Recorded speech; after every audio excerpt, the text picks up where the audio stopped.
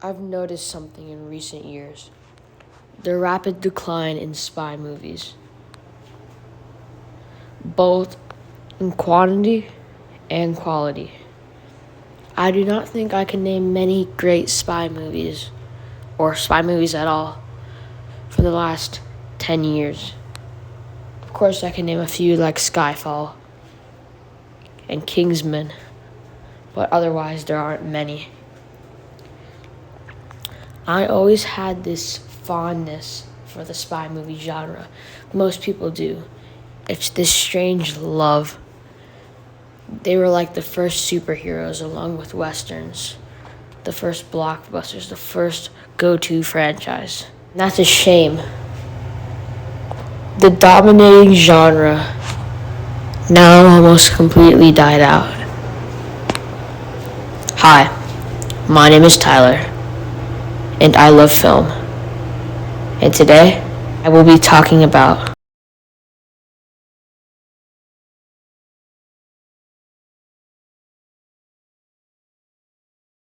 Okay, back to that image. Image has most of the best spy movie protagonists from the 21st and 20th century. Of course, not all of the most notable spy protagonists and spies in general are on here, but I thought this image looked really cool and definitely matched the video. I'll be coming back to this a lot. I think it can be cleverly divided into 3 phases or versions of this classic spy movie. But to find out what we lost with the spy genre, we need to look back at what we had. All saw this coming. James Bond is the ultimate version, ultimate interpretation, the original format for the spy, and the perfect classic spy. So I have spread the spy genre into 4 different categories. The first one we will be talking about is the classic spy, the original spy from the 20th century with specific moral values and character elements. Classical spy, or in this case, James Bond, is always suave, masculine, and a cold-hearted killer with something more about him. Something redeemable, who always gets the girl, who always saves the day, who has it all, who seems to win. The spy, the classical spy, was used as an escape from the world, from traditional values, so somebody could see themselves as everything they wanted to be, as masculine, so they can let go of stress, so men of the 60s could look up to something, could have something to idolize, have something to mimic, have something to become, and have something to lose themselves in. I love the classical spy, and I love the James Bond movies. I love James Bond. Every era of Bond, and Bond, more than any franchise, represents literally everything about the spy genre. From the outlandish stuff, from the diabolical villains with fantastical bases, exotic locations, world-trotting adventures that don't become boring and bland, beautiful women, guns, action, masculinity, and cars, along with gadgets. That is the charm of the classical spy. And the James Bond franchise has at least dipped its foot in each version of the spy. Each theme, everything. The James Bond movies are so fantastical, yet grounded. Bond is always seen as gritty, as a cold-hearted killer. Cold-hearted killer we idolize, though having flaws, having deep-rooted flaws, some the same as us that he covers with dry martinis, beautiful women, and gadgets. There is something so interesting, something you always want to uncover. Peel the skin off of James Bond and see what truly makes him tick. But the most redeemable aspect about this man is his determination and resilience. This man will never break, will never show weakness, will never give you a sign of any of his flaws, never compromising the mission, having all the distractions in the world, and yet balancing it, having one focus and one goal, is the most admirable trait of James Bond and the most magnetic that we are drawn to. So, James Bond represents the classical spy, fantastical, yet having strong morals. We're back to this image. The four visible spies on this each of them represent a version of the spy genre that I was able to force into existence into this video. The next spy I will be dissecting is the gritty thriller spy, represented by Angelina Jolie's protagonist in Salt and the protagonist of the Bourne Trilogy, played by Matt Damon, Jason Bourne. As you all know, I love the original Bourne Trilogy and have quite a fondness for the franchise. I made 2 movies in my trilogy of Bourne short films that are definitely some of the best on my channel and are fantastic.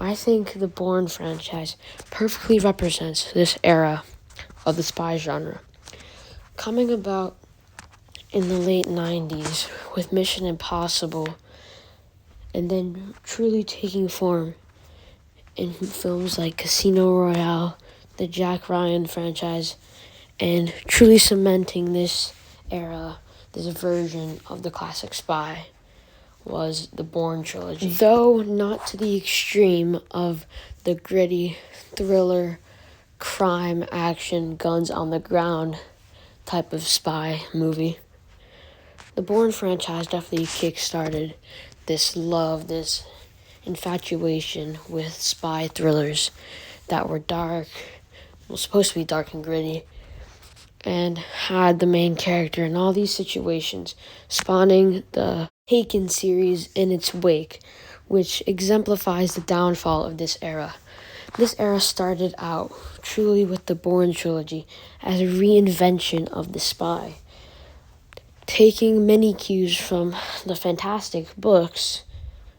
The Bourne Trilogy shows Jason Bourne as a sympathetic character who has killed people, and his sins come back to haunt him no matter how much he tries to escape it. No matter if he makes one connection, it all goes away because of one choice he made to become a spy, and how he can't just escape everything he's done, all the people he's manipulated, all that he's taken privilege for, all the lives he's taken. That is what's at the heart of this version of the spy. Always on the run because they can never escape being a spy. This interpretation of the spy shows the task of being a spy as dreadful, as an endless void of death. It becomes an addiction. Once the spy pulls the trigger, they can't stop.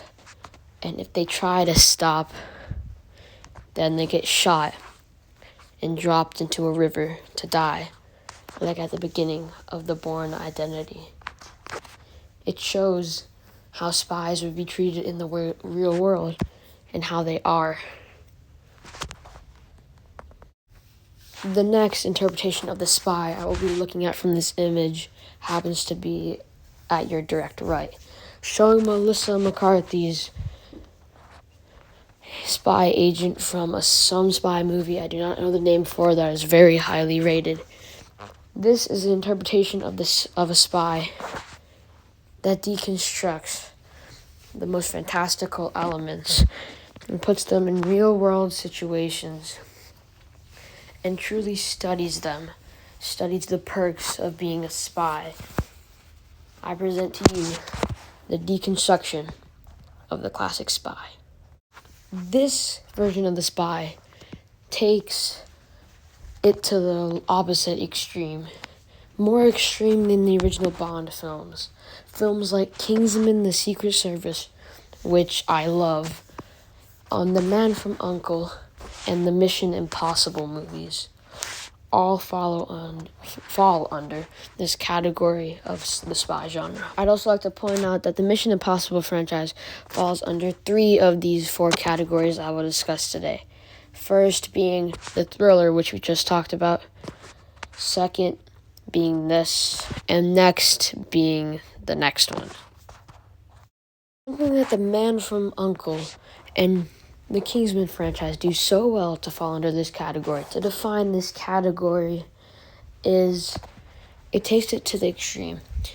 It shows the perks of being the spy and the insane mission, which Mission Impossible also does. Another great representation of this version of the spy first came about in 2009. That being the FX series Archer, which is my favorite cartoon series of all time, but that's a video for another day. These take all the spy tropes, use them, and break them and stretch them to their greatest extent. They show the perks of being a spy, how outlandish it can be, and how fun it can be, transforming characters into spies and taking them on long journeys to save the world. Truly embracing the spies like never before, though there are only few in these kinds of spy media. So I sadly had to move on to my next point. Just look at this image. What do you see? Do you see a man in the middle of a ring of guns, or a broken warrior preparing for battle? This version of the spy is the deconstruction of the thriller spy, of the killer who can never run from their sins. The superhero genre has done it, the adventure genre has done it, the crime genre and the western has done it. Taken their heroes and broken them. This version of the spy is dark and gritty, best exemplified by the new Jason Bourne movies, the Jack Ryan series, Mission Impossible Fallout, the Skyfall and Casino Royale, and the John Wick series. I think this image shows it best. John Wick is pointing the gun at you. John Wick's crusade of violence is hyper-violent and glorified, but it shows his anger. This man thought he was able to successfully not become a monster, has now been pushed to his limits. It's sad, it's heartbreaking, but it's relatable. These are the revenge spy movies. Skyfall takes it to a different level, breaking James Bond, and so does Casino Royale, changing him, torturing him, beating him, turning him into a stone-hard killer. Same thing with each of the other series I have mentioned. The Mission Impossible Fallout movie, which is fantastic, really does this fantastically. But to sum it up, I really miss the spy genre. There has always been magic with this genre, and I miss it. I miss exotic locations, the beautiful women, the masculine men, the diabolical villains, the fantastical worlds, the thrill, the excitement, and the sorrow. I miss this.